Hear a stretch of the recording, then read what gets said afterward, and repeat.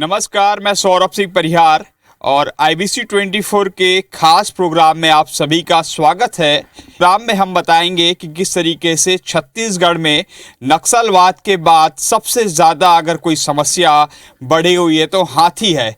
और हाथी आज छत्तीसगढ़ के अधिकांश जिलों तक पहुंच गए हैं, जिसके कारण जान और माल का नुकसान हो रहा है। और आज हम एक ऐसे ही जिले और गांव में पहुंचे हुए हैं जहां पर पहली बार हाथी पहुंचा। जी, हम बालोद जिले के कुर्रूभाट गांव में हैं और एक ग्रामीण की मौत पिछले दिनों हुई थी और उस ग्रामीण के परिजनों से हम बातचीत करेंगे, आखिर ये घटना कैसे हुई थी, इसके बाद उनको क्या मदद मिली है। आइए।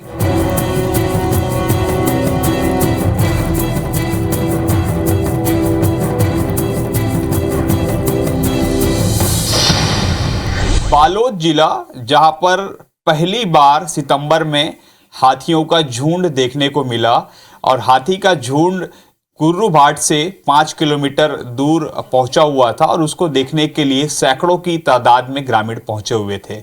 और उसी में से एक ग्रामीण जो है संतोष कुमार भुआरिया भी थे और उसके फैमिली के साथ हम बैठे हुए देख सकते हैं। उनकी पत्नी जो है संतोष कुमार भुआरिया जी के फोटो रखे हुए हैं। 16 सितंबर 2021 को इनकी डेथ हुई थी और हम सीधे उनकी पत्नी से जानना चाहेंगे का हो रही से घटना, कब हो रही से, कैसे हो रही से। ना तो खाए बगेरी से हल घर में आखिरी से ओकर बाद तो कहाँ गितल हम नहीं जान पान। सांझ कुन जे फोन लगाए हैं तब बंद बताए फोन है तो का कहते बिना कौन कैसे नहीं आए कही के। अब बिना कौन गाँव वाले मतलब बताए हैं कैसे कहाँ गए चाहत नहीं है से हमला पता नहीं रही से वहाँ गए देखे कही के।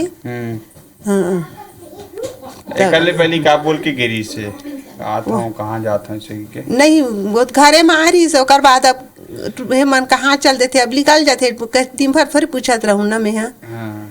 मैं नहीं जाने था सांझ को फोन लगाए फोन पकड़े रही तब बन बताए तब पूछे न सुबह कुन तब बताई नहीं तब गरी होते मन। हाँ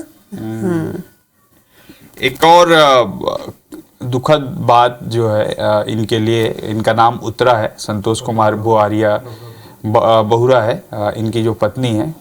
2019 में इनके दामाद की भी डेथ हो गई थी एक रोड एक्सीडेंट में और उनके दामाद जो है सेना में थे। और हम जो है संतोष कुमार भुआरिया जी के बेटे गोपी से बात करेंगे। गोपी, मदद मिली है अभी आप लोगों को? हाँ, मिल गए सर। कितना मदद मिला है?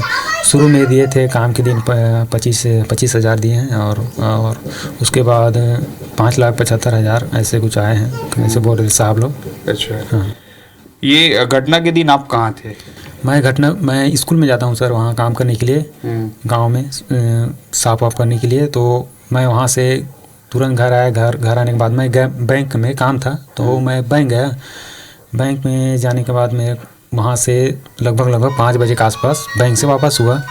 तो अब सब खाना वाना बन गए तो सब देख रहे थे कि पिताजी कहाँ ऐसे करके। तो गाँव वाले सब हाथी देखने के लिए गए थे तो बोले कि आपके यहाँ गए थे, उधर आए कि नहीं आए ऐसे करके। तो हम लोग वहाँ से बात करके फ़ोन में वहाँ हमारे गांव वहाँ मेहमान रहते हैं अरजाल में। तो इधर उधर सब फ़ोन किए, पता साझी किए कि कैसे मेरे पिताजी नहीं आ रहे हैं। तो हम लोग अब रात को इधर उधर कहाँ ढूंढेंगे ऐसे करके। और उस समय हाथी का दहशत भी था तो रात को हम लोग ढूंढने के लिए नहीं निकले। तो ऐसे मोबाइल में हम लोग साझी किए कि मेरे पिताजी कैसे नहीं आ रहे हैं, कहाँ इधर उधर गांव में सब, इधर आसपास के पड़ोसी गांव में सब। तो हम लोग वहाँ से ऐसे तब सुबह हम लोग ना गाँव वाले को सूचित किए कि मेरे पिताजी नहीं आए हैं, कल हाथी देखने के लिए गए थे। तो हम लोग सुबह बाइक में हम लोग निकल गए, 2-3 लोग। तो उधर जंगल तरफ गए तो जंगल तरफ इधर उधर हम लोग पूछताछ किए। तो वहाँ मेरे पिताजी का वो चप्पल वगैरह वो कुछ ऐसे था। बहुत लोग गए थे तो सभी लोग का चप्पल वगैरह कुछ इधर उधर सामान सब डर के भगदड़ में तो छूट गया था। हाँ, छूट गया था सर। तो छूट गया तो हम लोग, मेरे ख्याल से मेरे पिताजी का डे वहाँ कुछ हो गया था वो। एक्सपायर हो गए थे। तो हम लोग वहाँ से सब गांव वाले को सब इकट्ठे हो गए वहाँ पे। तो गांव वाले इकट्ठे हो गए तो अरजाल से हम लोग वन विभाग के टीम को और सब पुलिस विभाग के टीम को हम लोग सूचित किए कि मेरे पिताजी कल का निकले हैं, तो हाथी देखने गए थे, तो अभी तक घर नहीं आए हैं सर, तो कृपया आप लोग मदद कीजिए ऐसे करके छानबीन करने में। ऐसे करके हम लोग उसके बाद मैं सरपंच के यहाँ गया। उसके बाद सरपंच से बात किया कि सर मेरे को से मदद चाहिए ये ढूंढने में, आप भी मदद ग्रामीण आपके गांव के ग्रामीणों को भी ढूंढने के लिए आप मदद। कितने बजे चला पता डेड बॉडी कितने बजे मिली आप लोग को? हम लोगों को लगभग 8-9 बजे 9 दिन में हाँ, और लगभग 5 बजे के आसपास ना। कहाँ को कुचला था, किस तरीके से डेड बॉडी, मतलब डेड बॉडी इस अवस्था में थे ऐसे। अच्छा हाँ, वो शायद ना हाथी ना उसको ऐसे मार के ना, और भगते शायद ना उन लोग डारा वो झील में ना झील तरफ झाड़ी में वैसे फंस गए सर। और फंसने के बाद हाथी वहाँ पे अब 2-3 दल के ऐसे शायद आए होंगे। तो जिस तरफ से हाथी का वो रास्ता था उसी तरफ से मेरे पिताजी भागते हुए आ गए। और पहली बार गए थे मेरे पिताजी उस जंगल में, तो उस जंगल में ज़्यादा गए नहीं थे, इसलिए उसको ना रास्ता उसमें भागने में उसको दिक्कत हो गया जी। गोपी, आप एक पीड़ित परिवार से हैं, आपने अपने पिताजी को खोया है। अमूमन ये देखा जाता है कि हाथी छत्तीसगढ़ में बहुत ज़्यादा हो गए हैं, बहुत ज़्यादा पूरे जगहों पर देखा जा रहा है। तो ऐसे में आप आम जनों से क्या कहना चाहेंगे? मैं आम जनों को संदेश यही देना चाहूँगा कि उन लोग कहीं भी रहे, हाथी आसपास के उसके आसपास में ना जाएं, और हो सके तो उससे दूरी बनाए रखें हमेशा, और हो सके तो हम लोग को दूसरे आदमी को भी समझाएं कि हाथी के आसपास ना जाएं, क्योंकि मैं उस दुख से गुजरा हूँ। इसलिए आम जनों को आगाह करना चाहूँगा कि कभी भी हाथी के नज़दीक में ना जाए, क्योंकि हम लोग अपने दुख को अभी भी अपने हिसाब से मेंटेन कर रहे हैं, परिवार को चला रहे हैं। पर वही हमारे यहाँ वही थे मेरे पिताजी, वही हमारे पालन पोषण कर रहे थे। तो हम लोग अभी बहुत दुख में हैं, धीरे धीरे उबरना चाह रहे हैं दुख से। तो मैं यही संदेश देना चाहूँगा कि हमारे सभी गांव वाले भाइयों से या दूर दराज के भाइयों से कि कभी भी हाथी के नज़दीक ना जाएं, बस यही कहना चाहूँगा मैं। तो ये थे हमारे साथ संतोष कुमार, बुआरिया की पत्नी बहुरा और उनके बेटे गोपी। आप देखिए, एक बड़ा संदेश ये दे रहे हैं कि शासन प्रशासन को जो भी योजनाओं के माध्यम से हाथियों को रोकना है या हाथी से संबंधित जो भी कार्रवाई करनी है वो तो कर ही रहे हैं, लेकिन आम लोगों को भी जो है एक जागरूक रहना पड़ेगा उस क्षेत्र में। और निश्चित रूप से बालोद में पहली बार हाथियों का झुंड पहुंचा था और लोग जो है उत्सुकतावश पहुंचे भी थे, लेकिन इस स्थिति में हमको समझना होगा।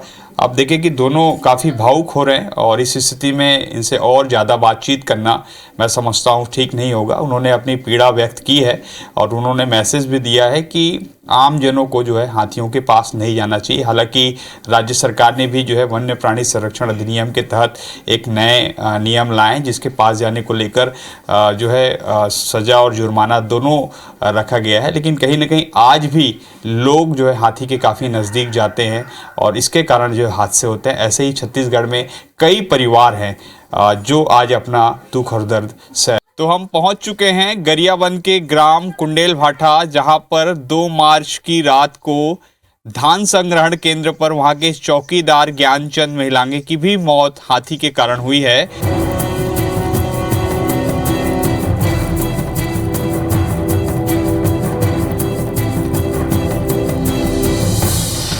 और इस वक्त आप देख सकते हैं कि हम उनके गांव में पहुंचे हुए हैं, उनके परिजन के साथ बैठे हैं और गांव वाले लोग भी मौजूद है। और निश्चित रूप से जो इस परिवार के साथ घटित हुआ है, ज्ञानचंद महिलांगे जी जो है परिवार के मुखिया थे और स्वाभाविक रूप से जो कमाई धमाई है और जो पूरा जिम्मेदारी जो है उनके कंधे पर थी। और उनके साथ जो हमारे साथ उनके पत्नी हैं और उनके पुत्र और दामाद भी यहाँ पर मौजूद है। सबसे पहले उनकी पत्नी से जानना चाहेंगे का हो रही सो रात कल? तो रात में ड्यूटी के रही से 8 बजे। हाँ। और वहाँ का कहते खाना धर के ले गए रही से, और वहाँ खाना उना खाई सोही और खा के बस रही से अपन ड्यूटी करत रही सोही। अचानक का कहते हाथी ओती ला के ओला पकड़ लीच कुंदरम का कहते से लाइट मार के देखी का गिरावा धान गिरावा थे धुन चोरा के तो ओकर बाद आगे में एक ठा छोटे हाथी चल दी, जब पाछे वाला हाथी धरिच के उसका जो ओकर संगवारी रिस न गेहे वाला मन हम रात पाली वाला मनते मन बताई से त रात में का कहते वह यहाँ फोन लगे से घर में दमान करत दमान फोन लगे से तो 3 बजे का आसपास अरे के लगे फोन तो वही दमान था जाना थी समझ सुबह कन जानकारी मिली समझ बताबे नहीं करी दमान दे बस जाना रही से सब वही पोसने वाला नाती बने थे नाना नहीं लड़का मन थे मतलब में सब कमा धमा अपन के लब पोसत रही से। आप देखेंगे कि कितना दुख है, आंख में आंसू है और उनके लड़के से भी बातचीत करना चाहेंगे। जिस दिन ये घटना हुई उस दिन 1-2 दिन पहले क्या वन विभाग ने सूचना नहीं दी थी कि यहाँ पर हाथी आ रहे हैं, तो आप लोग अलर्ट रहिए गांव वाले? नहीं, कोई जानकारी नहीं मिला था यहाँ पर, कोई जानकारी नहीं बता रही से कि हाथी आते कि कोई सूचना नहीं रही, इसको यहाँ बताया नहीं रही से। तो का है वो ड्यूटी की से पता नहीं रही से, बोला ड्यूटी की रही से 2 तारीख को, तो रात को 2 बजे वगैरह मिले, नौकरी वगैरह मिले तो मतलब विभाग की तरफ से? विभाग द्वारा मुआवजा मिले 6 लाख मिले हैं विभाग द्वारा, और नौकरी दे है, लेकिन एक संविदा रूप में काम चलाए पर नौकरी दे है। बस विभाग से इतना है जानकारी की, विभाग से अनुरोध है कि हाथी के लिए कुछ अच्छा से सुरक्षित जगह यह बनाए, नियम बनाए के।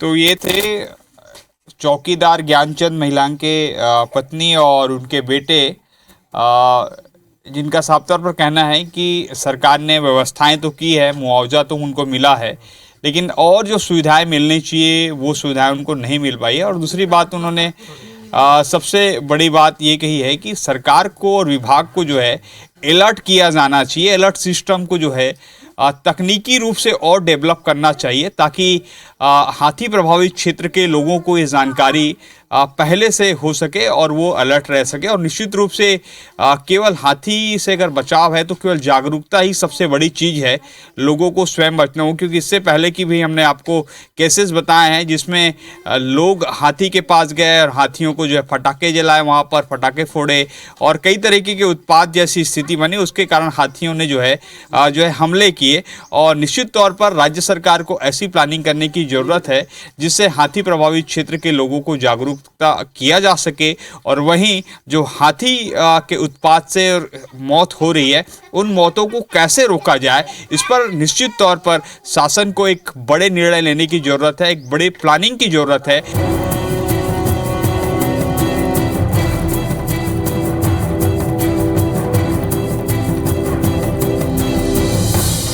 अभी मैं गरियाबंद जिले के छुरा और राजिम रोड पर हूं और कुछ देर पहले आप देखिए कि गजराज वाहन के जो कर्मचारी हैं उनको जानकारी मिली है कि घटा रानी वाले रोड पर हाथियों का मूवमेंट नज़र आया है और वो लोग जो है अब उसी लिए रवाना हो रहे हैं। और निश्चित रूप से रवाना होने से पहले उन लोगों ने सारी अपनी तैयारियां की थी कि किस तरीके से मूवमेंट हो रहा है। तो दोनों दिशा अर्थात छुरा और राजिम से आने वाले लोगों को कैसे रोका जाएगा, आप उनके साथ देख सकते हैं कि हाथ में लाइट है और जो है मसाल भी रखे हुए हैं, ताकि सड़क में जब आए तो कम से कम उनको उनकी दिशा की ओर जाने दें, अर्थात जंगल की दिशा की ओर जाने दें। और कुछ देर बाद हम देखेंगे कि गजराज वाहन में जो लोग हैं वो जो है किस तरीके से मूवमेंट करेंगे, और हम चाहेंगे कि हम भी जो है गजराज वाहन में बैठकर जो है इन लोगों का जो है एक्टिविटी देखें कि किस तरीके से काम करते हैं, क्योंकि इनके लिए बड़ी चुनौती है कि हाथियों का मूवमेंट जो है उनके अनुरूप ही रखा जाए और जान माल का नुकसान ना हो। आप देख सकते हैं कि ये वन विभाग के द्वारा जो लाइट और जो आप दिखाएंगे कि जो मसाल रखे हैं वो मसाल कैसा रहता है। आप देख सकते हैं कि टायर भी रखे हुए हैं, टायर को ये लोग जो है जलाते हैं और मसाल इधर रखा हुआ है जी, अंदर में रखे हुए हैं। आप देख सकते हैं एक जो है ऊपर से जो है ओपन टेरिस है, ऊपर टेरिस में भी ये चढ़े रहते हैं और ताकि मूवमेंट बना रहता है। और हम भी जो अभी इनको जानकारी मिली है कि घटा रानी जो मार्ग है वहाँ से हाथियों का एक मूवमेंट देखने को मिला है। और ये जो सड़क है मैं आपको दिखा रहा हूँ, मेरे साथ मुकेश है। मुकेश आप ये सड़क, ये छुरा रोड है और इधर राजिम है, ये मुख्य मार्ग है और यहाँ से जो घटा रानी है वो जो है जाया जाता है और बताया जा रहा है कि मूवमेंट जो है यहीं से होगा, यहीं क्रॉस किया जाएगा।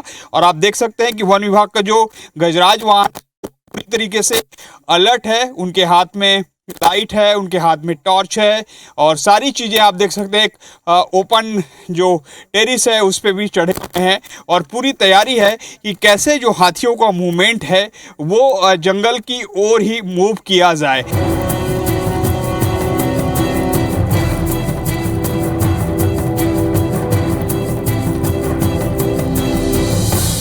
घाटा रानी रोड पर आप देख सकते हैं हाथियों का झुंड स्पष्ट दिखाई दे रहा है।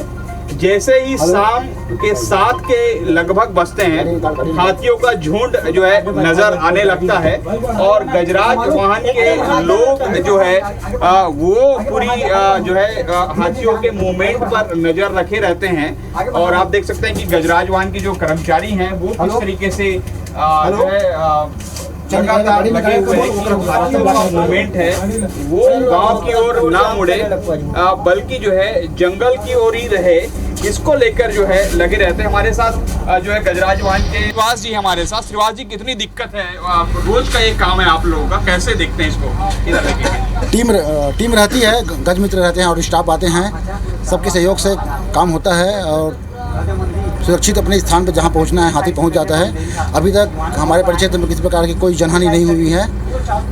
इनको 20 दिन हो गया, लगभग 20 दिन में किसी प्रकार की कोई घटना नहीं हुई है।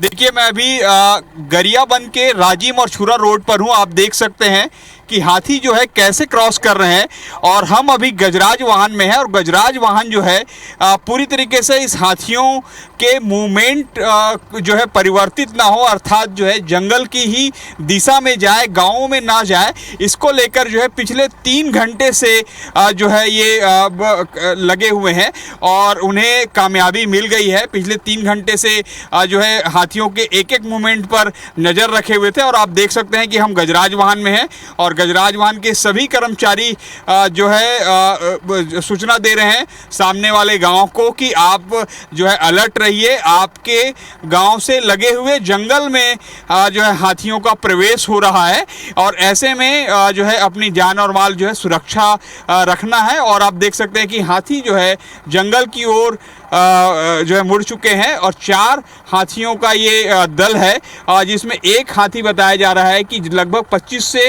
30 लोगों को जो है मौत के घाट उतार दिया है। आप देख सकते हैं कि चारों हाथी जो है एक साथ निकल गए हैं। तो आपने देखा कि किस तरीके से छत्तीसगढ़ के हाथी प्रभावित क्षेत्र में रहने वाले लोगों की समस्या शासन की ओर से गजराज वाहन भी उपलब्ध कराया गया है और उसके कर्मचारियों की जो है ड्यूटी भी हमने आपको दिखाई, लेकिन कहीं ना कहीं अभी भी हाथियों से निपटने के लिए शासन प्रशासन को एक बार फिर से नए स्तर पर प्लानिंग बनाने की जरूरत है ताकि इस समस्या का निजात जो है हाथी प्रभावित क्षेत्र के लोगों को मिल सके। कैमरामैन मुकेश के साथ सौरभ सिंह परिहार, IBC 24 गरियाबंद।